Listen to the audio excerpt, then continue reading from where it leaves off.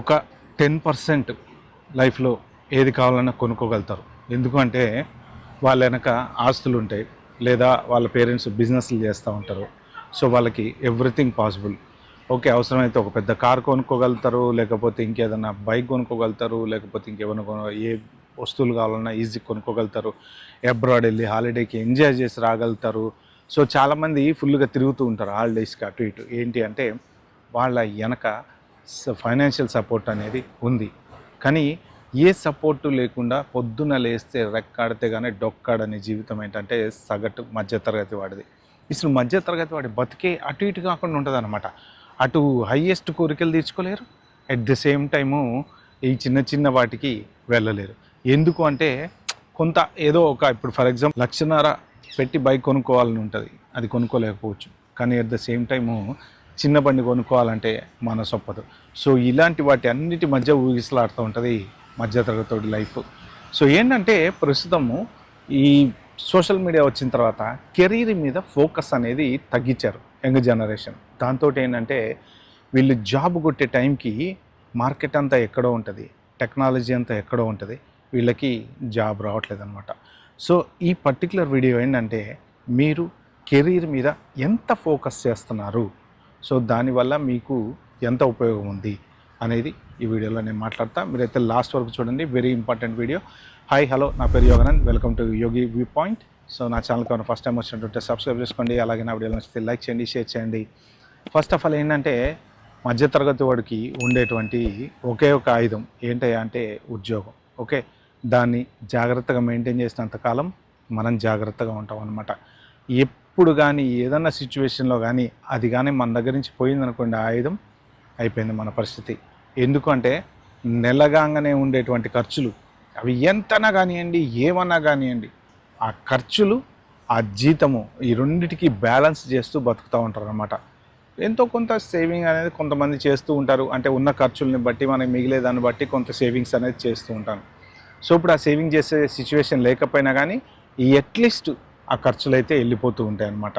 So ఇప్పుడు ఏమైందంటే దాదాపు కొంత సోషల్ మీడియా వచ్చిన తర్వాత, కాలేజెస్ అన్నీ విపరీతంగా పెరిగిపోయిన తర్వాత, సో ఇంతకుముందు ఏంటంటే కొన్ని మంచి టాప్ కాలేజీలు ఉండేవి, టాప్ కాలేజీలో చదువుతూ ఉండే వాళ్ళ పిల్లలు. ఇప్పుడు ఏంటంటే నెంబర్ ఆఫ్ కాలేజీలు విపరీతంగా ఉపయోగపెట్టేటప్పుడు ఎక్కడొక్కడ ఏదో ఒక దాంట్లో సీట్ తెచ్చుకొని బీటెక్ చదువుతూ ఉన్నారు.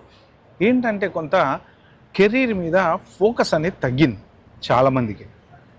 అంటే ఖచ్చితంగా మనకి బీటెక్ అయిపోగానే ఎక్కడో ఒకటి ఏదో ఒక జాబ్ దొరుకుతుందిలే, టెన్షన్ ఏం లేదులే అనుకుంటున్నారు అనమాట. కానీ సిచ్యువేషన్ అంత ఈజీగా లేదు, దొరకకపోవచ్చు, చెప్పలేం.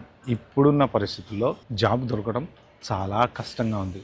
ఎందుకంటే ఒక పక్క ఆర్టిఫిషియల్ ఇంటెలిజెన్స్, ఇంకొక పక్క ఏమో అన్ఎంప్లాయ్మెంట్, ఇంకొక పక్క ఈ వార్ జరుగుతుంది, దానివల్ల ఎకనమీ అంత గందరగోళంగా ఉంది. సో ఎక్కడ చూసినా ఏదో ఒక సమస్య నడుస్తుంది. కంపెనీస్ ఏవి కూడా ఇన్వెస్ట్మెంట్లు చేయట్లేదు. అబ్రాడ్లో చూసుకుంటే ఇమిగ్రేషన్ ప్రాబ్లము, ప్రతి దేశంలో ఏదో ఒక రకంగా ఇమిగ్రేషన్ సమస్య అనేది వస్తుంది. సో వాళ్ళందరూ ఏంటంటే ఉన్న వాళ్ళని ఎప్పుడెప్పుడు ఎలా వెళ్ళకూడదామా అని చెప్పి వేరే దేశాల వాళ్ళు చూస్తున్నారు. దాంతోపాటు రేసిజం అనేది ఒకటి వచ్చింది. అంటే ఇప్పుడు ఒకవేళ మీరు వెళ్ళి అబ్రాడ్లో చదువుకోవాలన్నా కూడా చదువుకునే పరిస్థితి లేకుండా పోయింది. వీసా రూల్స్ కొత్తగా మారుతున్నాయి. సో ఈ అన్సర్టనిటీలో ఇండియాలో ఉండేటువంటి మధ్యతరగతి వాళ్ళు అబ్రాడ్ వెళ్ళి చదువుకున్నా దానికి లోన్లు పెట్టుకొని పోవాలి. తీరా అక్కడికి వెళ్ళి లోన్లు పెట్టుకొని వెళ్ళిన తర్వాత మీకు జాబ్ వస్తుందా అంటే వచ్చే పరిస్థితి లేదు. సో ఇవన్నీ సమస్యలు మీరు మైండ్లో పెట్టుకొని ఎప్పుడైతే బీటెక్ జాయిన్ అవుతారో అప్పటి నుంచే కెరీర్ మీద ఫోకస్ అనేది పెట్టండి. సో ఈ పర్టికులర్ వీడియోలో నా మోటో ఏంటంటే, చాలామందిని నేను చూసిన తర్వాత, అంటే నాకు రెగ్యులర్గా ఇన్స్టాలో వీటిలో నేను మోటివేషనల్ వీడియోస్ చేస్తుంటా కాబట్టి ఎంతోమంది మెసేజ్లు పెడుతున్నారు, సార్ నాకు జాబ్ రావట్లేదు, సార్ నేను ఏం నేర్చుకున్నా జాబ్ రావట్లేదు, ఏం చేయాలో అర్థం కావట్లేదు, ఏం చదవాలో అర్థం కావట్లేదు. అందరిది ఒకటే సమస్య, జాబ్ జాబ్ జాబ్. సో మరి అలాంటప్పుడు ఏం చేయాలి? మీరు ఎక్స్టర్నల్ యాక్టివిటీస్ని పక్కన పెట్టేసి, I mean to say sports లేకపోతే అలాంటి ఎక్స్టర్నల్ యాక్టివిటీస్ అవి మనకి కంపల్సరీ అవసరం. అవి కాకుండా మీకు ఇంకేదన్నా బాగా సినిమాలు చూస్తున్నారు, లేకపోతే ఫ్రెండ్స్తో తిరుగుతున్నారు, లేకపోతే ఇలాంటివన్నీ సరే ఇప్పటివరకు చేశారు, వాట్ ఎవర్ ఇట్ ఈస్. కానీ ఇప్పటి నుంచి ఏంటంటే కంపల్సరీ స్టడీ మీద ఫోకస్ చేయండి, కెరీర్ మీద ఫోకస్ పెట్టండి, ఒక గోల్ అనేది పెట్టుకోండి. ఎబ్రాడ్ అనేది మీరు ఆప్షనల్గా పెట్టుకోండి. ఎందుకంటే ఎబ్రాడ్ వస్తే ఇప్పుడు సెటిల్ అయ్యేటువంటి ఛాన్సులు చాలా తక్కువ ఉన్నాయి. అట్లని చెప్పి వెళ్ళొద్దని నేను అనను. మీకు గనక వెళ్ళే అవకాశం ఉంటే ప్రతి వాళ్ళని వెళ్ళమనే చెప్తా. నేను ఐఎమ్ ద ఫస్ట్ వన్ అది రికమెండ్ చేయడంలో. ఎందుకు అంటే మీకు లైఫ్లో చాలా బాధ్యతలు అనేవి తెలుస్తాయి అబ్రాడ్. కాకపోతే ఏంటంటే అన్ఎంప్లాయ్మెంట్ చాలా ఎక్కువ ఉంది. చూస్తున్నారు కదా అమెరికా సంగతి, H1B వీసాల ప్రాబ్లం, తర్వాత స్టూడెంట్స్ F1 స్టూడెంట్ వీసాల ప్రాబ్లం. సో తర్వాత యూకే కానీ, ఆస్ట్రేలియా కానీ, కెనడా కానీ తీసుకుంటే ఎక్కడా సరిగ్గా లేదు. ఏదో వచ్చి చదువుకుని డబ్బులు ఉన్నాయి అని చెప్పి ఖర్చు పెట్టుకొని వెళ్ళిపోతే తప్ప మీరు survival chances are very less అనమాట. అందుకని ఏంటంటే ఓకే అబ్రాడ్ వెళ్ళాలనుకుంటే వెళ్ళండి, కానీ దానికి తగ్గట్టు ప్రాపర్గా ప్లాన్ చేసుకోండి. But what ever it is, అసలు మీకు కెరియర్ ఫోకస్సే చేసుకోండి. కెరియర్ ఫోకస్లో ఉంటే మీరు ఏం చేయాలి అనేది ముందు నుంచి తెలుస్తుంది. ఇప్పుడు ఏంటంటే ఈ ఆర్టిఫిషియల్ ఇంటెలిజెన్స్ వచ్చింది కదా, దీనివల్ల ప్రాబ్లం ఏమవుతుందంటే ఎక్స్పీరియన్స్డ్ వాళ్ళు ఎవరికి జాబులు రావట్లేదు. ఒక 10 years 15 years ఎక్స్పీరియన్స్ ఉందనుకోండి, వాళ్ళకి జాబ్ ఉంటే ఓకే నో ప్రాబ్లం, వాళ్ళ జాబ్ పోతే మళ్ళీ జాబులు దొరకట్లేదు అనమాట. సో మీరు ఇప్పుడు యంగ్ జనరేషన్ ఎవరైతే ఉన్నారో మీకు కొంత అవకాశాలు ఉంటాయి. ఎందుకుంటాయి అంటే తక్కువ శాలరీతో జాయిన్ అవుతారు కాబట్టి ఛాన్సెస్ ఉంటాయి.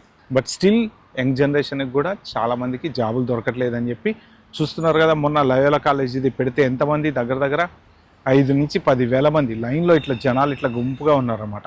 పాపం అన్ఎంప్లాయ్మెంట్, జాబ్ దొరకక అందరికీ జాబులు రావట్లేదు. ఎందుకంటే కోవిడ్ టైంలో ఐటీ ప్రాజెక్టులు చాలా స్టార్ట్ అయినాయి కాబట్టి విపరీతంగా అసలు ఒక పర్టికులర్ స్టేజ్లో ఒక 5 years పాటు ఐటీ ఏం తెలిసినా సరే మీకు జాబ్ వచ్చేది, ఏం తెలిసినా సరే జాబ్ వచ్చేది. కొద్దిగా గొప్ప నాలెడ్జ్ ఉందంటే గెటాన్ అయిపోయేవాళ్ళు, వాళ్ళు కొట్టుకుంటూ తిప్పలు పడేవాళ్ళు. ఇప్పుడు ఏమైంది తెలుసా, ఇప్పుడు మనకి అన్ని పంచభక్ష పరమాణాలు ప్లేట్లో పెడతారు కదా, పెట్టేస్తే బాగా తినేస్తాం మనం. ఎక్కడైనా ఫంక్షన్కో దేనికి వెళ్ళినప్పుడు బాగా తినేస్తే ఏమవుతుంది, మంచి కడుపు నిండిపోయింది అనమాట. మళ్ళీ ఎంబటే ఇంకోటి పెద్ద ప్లేట్ తీసుకొచ్చి పెట్టారనుకోండి, వాడు మీకు అందులో ఎంత నచ్చినా సరే తినగలుగుతారా? లేదు, పొట్ట ఫుల్గా ఉంది, మళ్ళీ సాయంత్రం అది అరిగిపోయేదాకా తినలేం మనం. సో ఇప్పుడు అదే పరిస్థితిలో ఉంది. ఏంటంటే ఈ పంచభక్ష పరమాణాలలాగా ఏమేమైతే ప్రాజెక్టులు ఒకేసారి కోవిడ్ కన్నా ముందు కోవిడ్ ఆ టైంలో చేయాల్సిన ప్రాజెక్టులు మొత్తం విపరీతంగా హైర్ చేసుకున్నారు. పిచ్చి జాబులు, ఒక్కొక్కరు 2, 3, 4 జాబులు చేశారు. ఆ టైంలో ఏమైందంటే డెవలప్మెంట్ మొత్తం అయిపోయింది. ఇప్పుడు ఏఐ ప్రపంచం నడుస్తుంది. ఈ మిడిల్ మెన్స్ ఎవరైతే ఉన్నారో మధ్యలో ఉండేటువంటి వాళ్ళు చేయగలిగేటువంటి ఒక టీంలో 50 మంది ఉంటే ఆ 50 మందిలో దగ్గర 30 మంది పని ఏఐ చేస్తుంది. అన్ని కంపెనీస్లో అదే గోలా, మీరు ఏఐ వాడండి. మేనేజ్మెంట్ ఏంటంటే అందరినీ ఎంప్లాయీస్ కూడా చెప్తుంది, మీరు ఏఐ వాడరా, ఓకే మిమ్మల్ని పీకి పడదుపుతాం అన్నట్టు చెప్తుంది అనమాట. అంటే ఏంటంటే మీరు ఏఐ వాడరా, మిమ్మల్ని పీకేస్తాం అన్నట్టు చెప్తుంది. మీరు చిన్న వాటికి కూడా ఏమున్నా సరే మీరు ఏఐ వాడండి, లేదా కోపైలట్ వాడండి, లేదా ChatGPT వాడండి, ఏదైనా పని ఫాస్ట్గా చేయండి అని. మరి ఇదివరకు 2 నెలలు 3 నెలలు 4 నెలలు కష్టపడి చేసే పని ఇప్పుడు 4 రోజుల్లో 10 రోజుల్లో 15 రోజుల్లో కంప్లీట్ చేసామనుకో, సో పరిస్థితి ఏంటి? అలాగా తొందరగా వర్క్ అంతా అయిపోతుంది కదా. అప్పుడు నెక్స్ట్ చేయడానికి మనకి ప్రాజెక్ట్ ఉండాలి, వర్క్ ఉండాలి, ఇవన్నీ ఉండాలి. సో కాబట్టి ఏంటంటే చాలా కష్టకాలం రాబోతుంది ఉద్యోగపరంగా. అంటే ఇది ఏంటంటే బబుల్ అనమాట. ఎవ్రీ 20-30 yearsకి ఇలాగా వస్తూ ఉంటుంది. ఒకసారి ఒక జనరేషన్లో 90sలో స్టార్ట్ అయింది అన్ఎంప్లాయ్మెంట్, గవర్నమెంట్ జాబ్స్ లేవు, అప్పుడు ప్రైవేట్ జాబ్స్ ఉండేవి. అవి చిన్నవి చేసుకుంటా, టీచర్ జాబులు చేసుకుంటా, అక్కడిక్కడ 1000కి 1200కి 1500కి ట్యూషన్లు చెప్పుకుంటూ బతికారు ఒక పర్టికులర్ జనరేషన్లో. సో మళ్ళీ ఏమైందంటే మధ్యలో మంచి పర్ఫెక్ట్ జాబులు వచ్చినాయి, కాలం మళ్ళీ రిపీట్ అయింది. సో ఇప్పుడు అదే పరిస్థితికి వచ్చిందనమాట. ఇప్పుడు అన్ఎంప్లాయ్మెంట్ విపరీతంగా పెరుగుతుంది. కాబట్టి ఏంటంటే మీరు కెరీర్ మీద ఫోకస్ పెట్టండి, ఎక్స్టర్నల్ యాక్టివిటీస్ తగ్గించండి. సినిమాలని, అవ్వని, హీరోలని, జైగొట్టడాలని, రాజకీయాలని, పార్టీలని, ఇవన్నీ మిడిల్ క్లాస్ వాళ్ళు కంపల్సరీ చేయాల్సింది కెరీర్ మీద ఫోకస్. డబ్బున్న వాళ్ళని వదిలేయండి, వాళ్ళకి నో ప్రాబ్లం, వాళ్ళు ఏం చదువుకోకపోయినా పర్లేదు, వాళ్ళ నాన్న బిజినెస్ ఉంది చూసుకుంటారు, లేకపోతే ఇంకా ఒక 50 ఎకరాలు ఉంటే ఒక ఎకరం అమ్ముకుంటారు. సో వాళ్ళకి దే డోంట్ కేర్ అనమాట. వాళ్ళు అట్లా ల్యాండ్ వాల్యూస్ అలా పెరిగిపోయినాయి కాబట్టి వాళ్ళు కొంతగా డబ్బున్న వాళ్ళు అయిపోయారు. ఓకే, సంపాదించి పెంచుకున్న వాళ్ళు కొంతమంది, కాలంతో పాటు పెరిగిన వాళ్ళు కొంతమంది. సో వాళ్ళకి నో ప్రాబ్లం. ఏ ఉద్యోగం మీద డిపెండ్ అయిన వాళ్ళు ఉంటారు చూసారా, అంటే ఫాదర్ ఆ జాబ్ చేస్తున్నారు, మదర్ జాబ్ లేకుండా ఇంట్లో ఉండేవాళ్ళు, ఇలాంటి వాళ్ళకి సీరియస్ ప్రాబ్లం అనేది స్టార్ట్ అవుతుంది. ఏంటి అంటే అన్ఎంప్లాయ్మెంట్. సో కాబట్టి ఏంటంటే ఎక్స్టర్నల్ యాక్టివిటీస్ కొంచెం తగ్గించుకొని కెరీర్ మీద ఫోకస్ పెట్టి ఖచ్చితంగా మీ బీటెక్ అయిపోయే టైంకి ఏదో ఒక జాబ్లో ల్యాండ్ అవ్వడానికి ట్రై చేయండి. ఓకే ఫ్రెండ్స్, ఇది వీడియోని చెప్దాం అనుకుంది. వీడియో కనుక మీకు నచ్చినట్టుంటే ప్లీజ్ అండి like, share, subscribe to my channel. Thank you, bye bye, have good day.